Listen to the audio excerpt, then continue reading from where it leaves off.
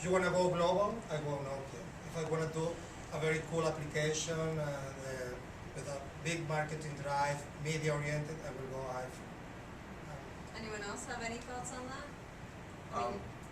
Maybe one thing is like a matrix, right? Very few people can access, everyone can access admob.com. Admob is the new advertising mobile company on the web. So they present a weekly report since 2007, 2008, 2009 of every single transaction that has occurred with ads. So every single website we go to has an ad. So you go to a website, you see an ad from a phone, from a Nokia phone, from a website, all the sites have different ads. So what they recollect is all this information into one single channel, and you can clearly visualize how HTC went from 1% to 9% of the market in one period of time, or how Apple went from 0 to almost 17% today. I don't know if I'm quoting the numbers correctly, but you guys can find that information there. And then if I'm an application developer, I just have to track those charts.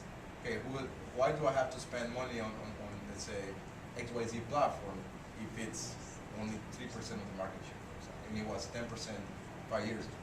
So you have to see what's going on, and you have to see what the company is working on to kind of project into the future. What are your chances of wasting resources in the development of an application?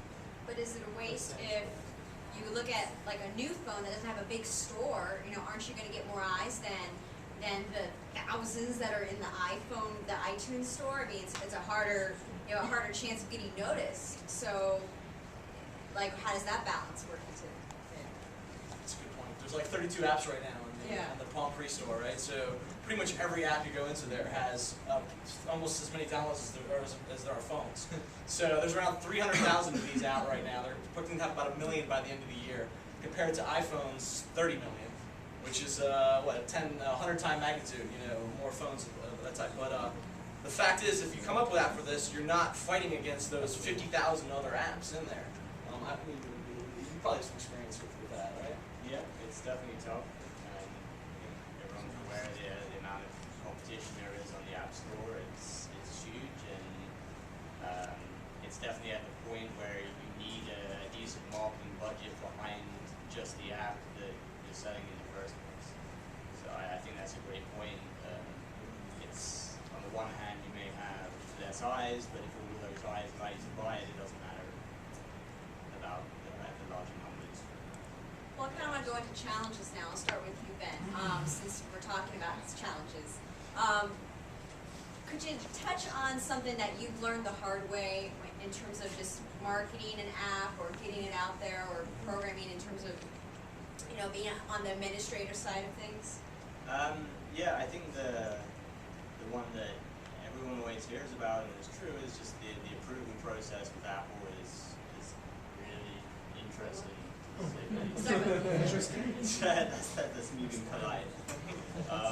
Well, like, would you have to wait forever, or what happened? There's no real communication. Can we speak up a little more, everybody? This fan is really loud. People are having trouble. Sure. Yeah, there's no real communication from Apple. You upload your app through their admin interface, and then you just wait. And there's not really any set time that you're likely to hear back from them. You don't hear feedback. It's just you get an email maybe 5 days, maybe 10 days, maybe 2 months later saying your app is now in the store, or your app's not going to go in the store for this reason, and the reason is always a pre-canned response. They obviously have a whole bunch of them, and if you look online now, you can see the most common reasons for getting rejected. And there have been a couple of times where I've been rejected, and Been rejected? Like, what did you do wrong? one of them was, I think the most irritating one was, I think, like a button. They didn't like the way that the button was labeled. They felt that it would potentially confuse the user, and so literally just had to change the text on the button and then resubmit. But I mean, that in itself is frustrating, because then you're just back to the same situation again. You don't know how long it's going to take before you find out if that update goes through. Is it like that with other stores?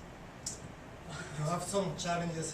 This is a very interesting anecdote. With being inside a global store, Ovistor is selling in Africa, in some of the Islamic countries where they have very tight regulations about many subjects.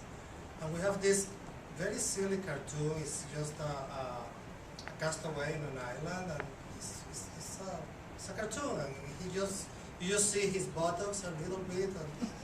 And when we sent this the first time to the Ovistor, it was rejected because we included this type of countries, and they say, no way, you cannot show nudity, or you cannot even show silhouettes of people kissing. So it's a whole challenge, not only within the iTunes iPhone store. I think for everyone, in every area, every country, you will find challenges. Anyone else face a challenge the hard way?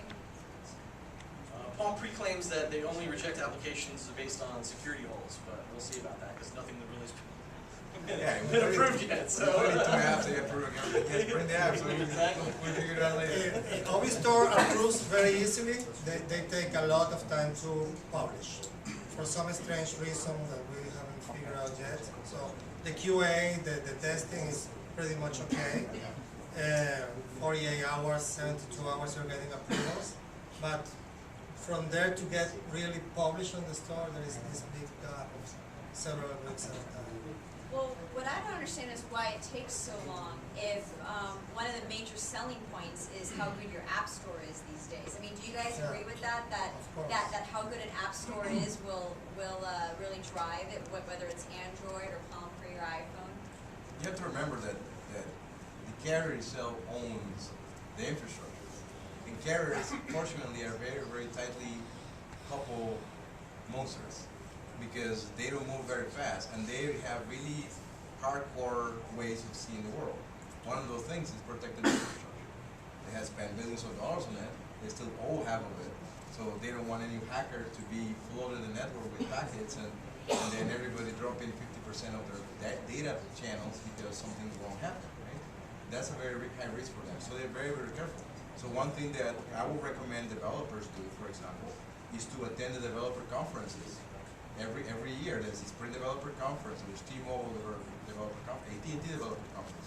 The Sprint Developer Conference is usually here in the Diplomat, Western Diplomat right here in Fort Lauderdale. This year is going to be in Santa Barbara, City in California. But they present to you how can you get your apps quicker without a lot of hassle. And one of the biggest things that will block you from getting there, number one is overutilization of the data packet. Number one, that was for sure is going to be removed.